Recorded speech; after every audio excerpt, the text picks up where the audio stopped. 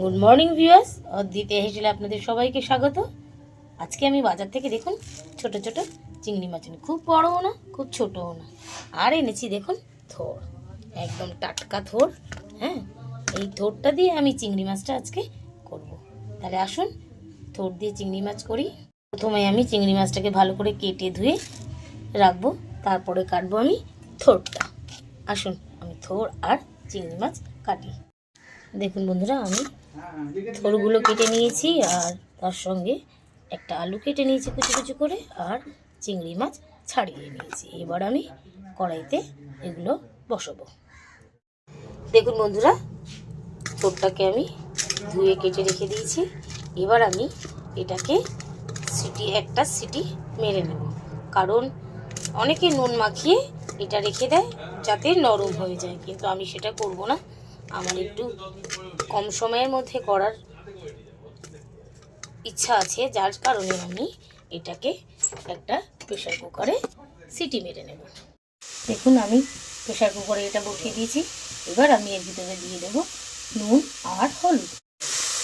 এবার আমি এর ভিতরে দিয়ে দিচ্ছি সামান্য পরিমাণে নুন আর একটু হলুদ, আর দিয়ে দেবো আমি সামান্য একটু জল,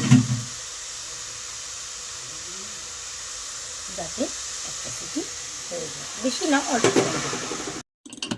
এবার আমি প্রেসার কুকারটাকে আটকে দেব, একটা সিটি মেরে নেব। তাহলে আমার সিটি মারা হয়ে গেছে দেখুন। হ্যাঁ, এবার আমি গ্যাসে একটা কড়াই বসিয়ে দিয়েছি। কড়াইতে আমি প্রথমে, কড়াইটা গরম হয়ে গেছে, এবার দিয়ে দেবো আমি তেল। এই তেলে আমি চিংড়ি মাছগুলো নুন হলুদ মাখিয়ে রেখেছি, দিয়ে রেখেছি। এবার এগুলোকে আমি এই কড়াইতে ভেজে নেব। তেলটা গরম, দেখুন বন্ধুরা তেলটা গরম হয়ে গেছে। এবার আমি চিংড়ি মাছগুলো ভেজে নেব।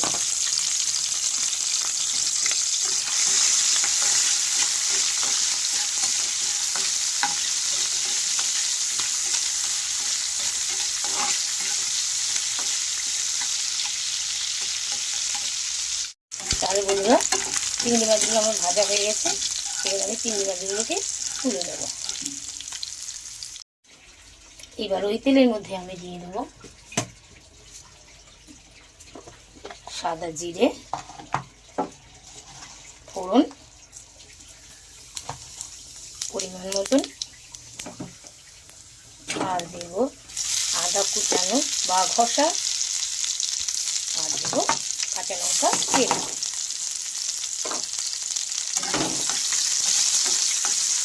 একটু ভাজা ভাজা হয়ে গেলে এর ভেতর দিয়ে দেবো এবারে কাটা আলু দেবো।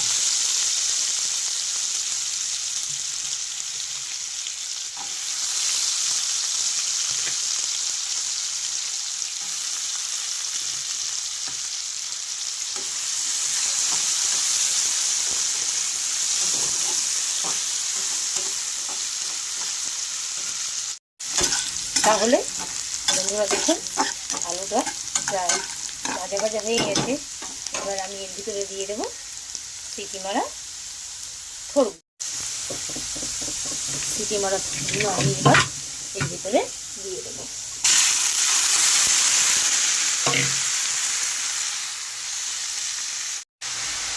থোড়গুলো আমি দিয়ে দিয়েছি।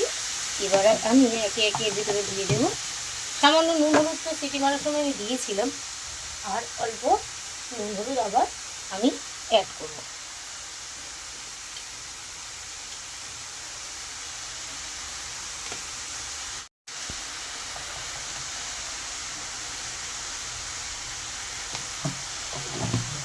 নুন আর হলুদটাকে আমি ভালো করে মিশিয়ে নেব।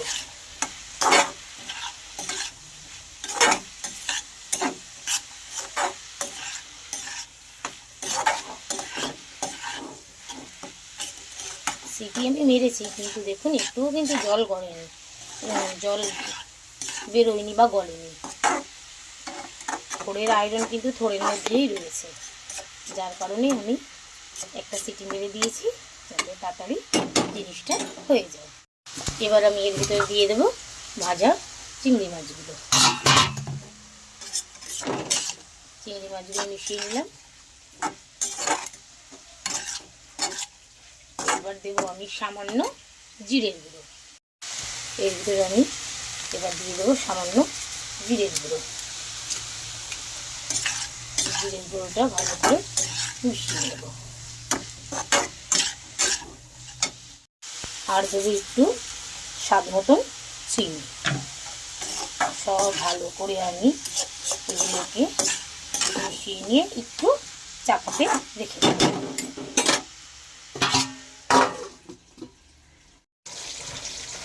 তাহলে বন্ধুরা প্রায় হয়ে এসেছে।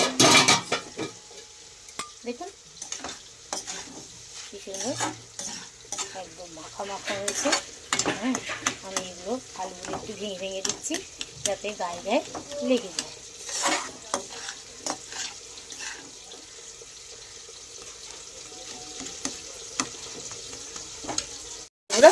আমার থোড় করা শেষ হয়ে গেছে। এবার আমি নামানোর আগে দিয়ে দেবো সামান্য একটু ঘি।